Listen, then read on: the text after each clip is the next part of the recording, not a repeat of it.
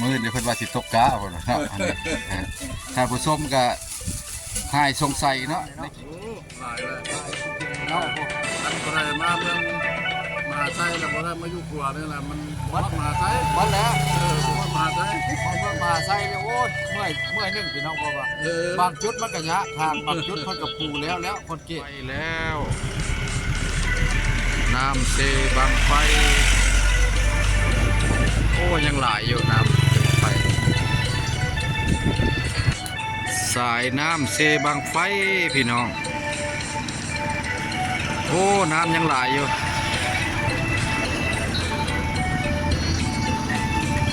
น้ำยังหลาย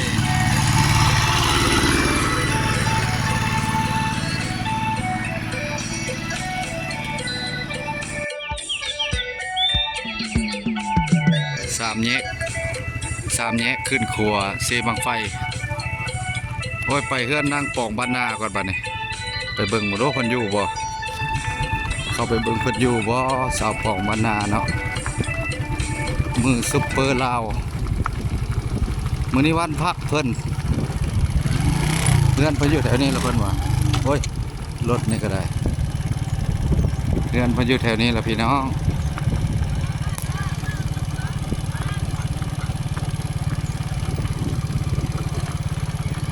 สาวปองบ้านนาไปใส่ไม่เท่าไปรีดหนาวอยู่บ่บ่ได้ดำให้ดำหน้านะเขาเนาะไปหาเฮือนนางปองบ้านนาสาวปองบ้านนาขอบใจไปก็เพิ่นอยู่บ่ว่าเพิ่นอยู่บ่ไปหาเฮือนนางปองบ้านนาเพิ่นอยู่บ่นี่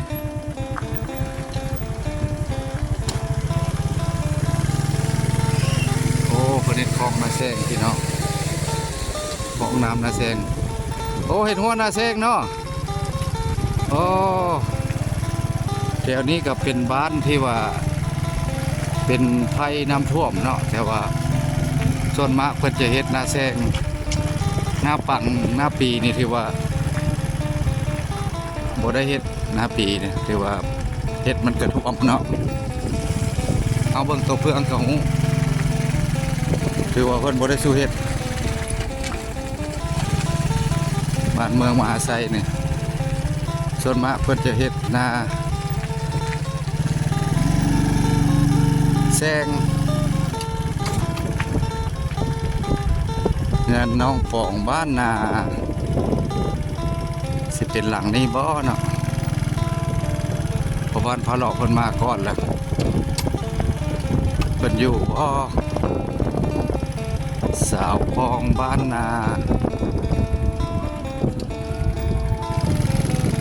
สาวปองบ้านนาแต่ว่าท่านผู้ชมก็คงสิจำได้เนาะโอ้คนดังเนาะคนดังสบายดี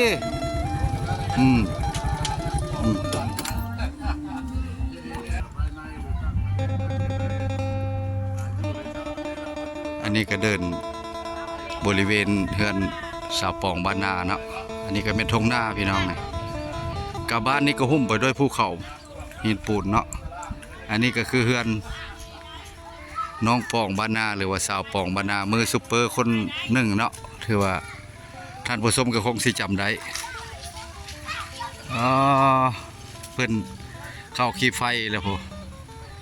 โอ้สบายดีน้องปองเห็นแต่ในคลิปเห็นแต่ในนั้นเนาะบัดนี้เห็นตัวจริงเนาะบัดนี้เนาะคนดังได้พี่น้องไงภาคเข้าเพิ่นไปเป็นกำลังใจเพิ่นในซองเพิ่นก็พลาดแล้วเนาะพี่น้องซองที่2ก็พลาดซองที่1ถือว่าเพิ่นย่าบ่ได้เนาะลุดไปมายามคือว่าชาวปอกบ้านนาพี่น้องกับบ่มีหยังเล็กๆน้อยๆเนาะน้ำหวาน2แพ็คเพิ่นอยู่เพื่อนอยู่เนาะไปรับต้อนเพิ่นเนาะมากับพ่อบ้านพะเลาะอันนี้ก็คือเฮือนคือซ่านเพิ่นพี่น้องมือซุปเปอร์น้ำเดียวเลยล่ะพี่น้องพาเข้าไปเป็นกำลังใจในเด้อพี่น้องเนาะไป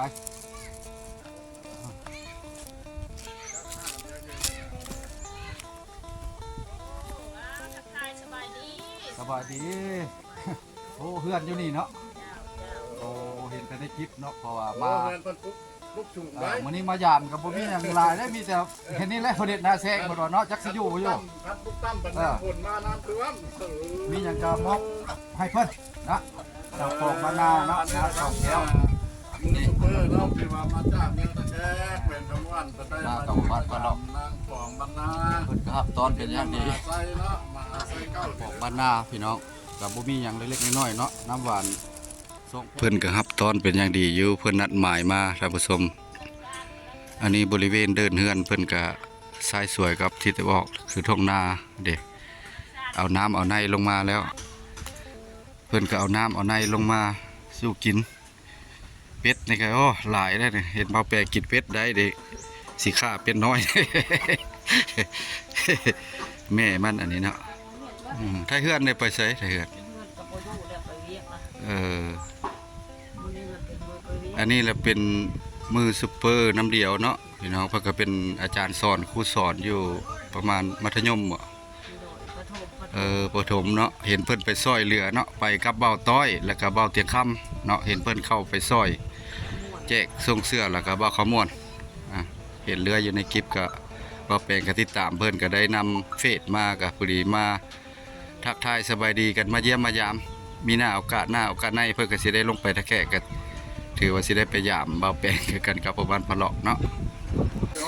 บ้านเดินมากน้ำมาเบิ่งมาเชียร์น้ำกันนี่นะกดไล่กดแชร์กันเนาะพี่น้องเนาะ มื้อนี้เพิ่นว่าสิตกกะพุ่นเนาะอันนี้ท่านผู้ชมก็หายสงสัยเนาะในคลิปก็คือว่าเห็นสาวปองบ้านนาเนาะแต่ว่าบัดนี้เห็นตัวจริงเด้อท่านผู้ชมเบาแปลงก็เห็นตัวจริงอันนี้เพิ่นก็ถือว่าหล่ออยู่ สวยอยู่เนาะสวยเนาะผู้หญิงเนาะใกล้เพิ่นก็หลายเด้อพี่น้องแต่มื้อนี้เพิ่นสิลงตะกร้าเพิ่นว่าเนาะเงินเราก็อยู่ในนั้นเพิ่นในเมืองเพิ่นในมา บ่ไหม้บ่ฮะจะได้จากตัว จะถ่ายอะไร ฟิตบ่บ่สิได้คอไก่ตัดออกเลยโอ้เป็ดไก่ลายได้เพิ่นนี่ท่านผู้ชมโอ้มื้อนี้ยันได้กินง่ายเฮือนอยู่น้ำยามสาวปองบ้านนามื้อนี้ได้เพิ่นสิเฮ็ดหยังน้อกินสู่กินมื้อนี้โอ้อันนี้ยันคอกงัวเพิ่นอันนี้ครับคอกเป็ดเก้าเพิ่นบ่ทันได้มางนะท่านผู้ชมมื้อนี้นี่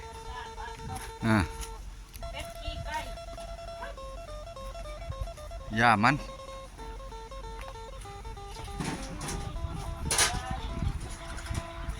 โอ้ยังต้มน้ำอยู่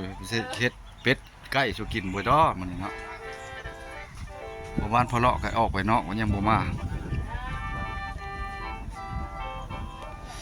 บริเวณเดินเฮือนเพิ่นนี่ก็เหมาะสมพุ่นเนาะ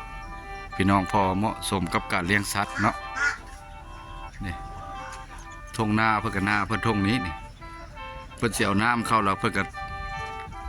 สิตกกาแล้วก็สิดำเลยแหละเพราะว่าหน้าปีเพิ่นเฮ็ดบ่ได้เนาะคลิปนี้แล้วก็สิได้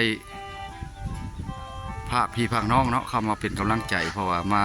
เยี่ยมยามถามข้าวมือ FC มือซุปเปอร์คือการอยู่เมืองมหาไซแข่งขมวดพี่น้องอยู่เมืองมหาไซแข่งขมวดมากินข้าวเยี่ยมยามเพื่อนเพิ่นอันนี้ก็คือลูกชายล่าเพิ่นจักล่าบ่ล่าเห็นเพิ่นสิเอาอีกก็จะว่าได้อีกบ่จักพอลูกกกเพิ่นละไปเฮ็ดเวียกอยู่พุ่นนี่สบายดีเพิ่นให้ลูกสบายดี FC เนี่ยสบายดีเข้าโรงเรียนอยู่ไสลูกบ่อยู่ป .1 บ่ป .1 บ่โอ้กินน้ำหวานเด้อสุดใส่เย็นหลายเป็นตะแพงนะพี่น้องเอ้ยFC เพิ่นก็หลายอยู่นอกก็ได้ตัวนี้ก็เป็นต้นทางเข้ามาได้ครับผู้ชมมีกกสงสัยกกกระเหลืองกกมันแม่นบ่กกกระเหลืองทางเข้าซ้ายสวยกับคลองน้ำนาแซงเนาะเมืองมหาไซใต้ขัวมาก็ลงขัวมือบนไทยเบิ่งเลยเข้ามานี้เดินบานก็เหมาะสมยามฝนบางเทื่อน้ำมันลวดก็สิมีแต่น้ำน่ะตะล่างนี่มันเป็น ที่ว่าหน้าที่ต่ำเนาะทางสูงก่อนบ้านบ่แปลงกับบ่สู้ค่อยเห็นแต่ว่ายังมาเบิ่งว่าเห็นในคลิปแล้วเบิ่งตัวจริงเนาะเงินเพิ่นนี่ท่านผู้ชมหลังจากนั้นเนาะได้กินข้าวเซาเฮือนเนาะเพิ่นก็รับต้อนไปอย่างดีแล้วมีต้มเป็ดเนาะแล้วก็ต้มเป็ดแกงเป็ดนะแล้วก็กินข้าวระหว่างเยี่ยมยามทานข้าวเนาะน้องปองบรรณาอยู่เมืองมหาไซแข่งคำม่วนพี่น้องคลิปนี้ก็พาเข้าไปเป็นกำลังใจในเด้อพี่น้องหมดสุขุสุคนเนาะทางซองสาวปองบรรณาและซองบ่อแปลงบรรณาและกระทางพ่อบ้านพะเลาะเนาะทีมงาน FC เมิดทุกคู่ทุกคนเมิดทุกท่านเข้าไปเป็นภาคเข้าไปเป็นกำลังใจในเด้อพี่น้องเฮามากินข้าวเช้าเพื่อนมาเยี่ยมมายามเพิ่นคลิปนี้วิดีโอนี้ก็สิได้ขอปิดคลิปไว้เพียงส่ำนี้พี่น้องคลิปหน้าคลิปในจะไปหาสร้างวิดีโอใหม่ดีๆให้พี่ให้น้องเบิ่งหมดสุขุสุคนพี่น้องเฮาเนาะถ้าทางทีมงานเฮาหรือว่าทางผู้ติดตามเก่าติดตามใหม่เนาะขอโทษขออภัยพี่น้องไปก่อนเด้อพี่น้องเฮาหมดสุขุสุคนสุขภาพเข้มแข็งอยู่ดีมีแรงหมดสุขุสุคนไปก่อนลาตีสุขสันต์และคำว่าสบายดีหมดสุขุสุคนพี่น้องเฮาไปก่อนเด้อพี่น้องเฮา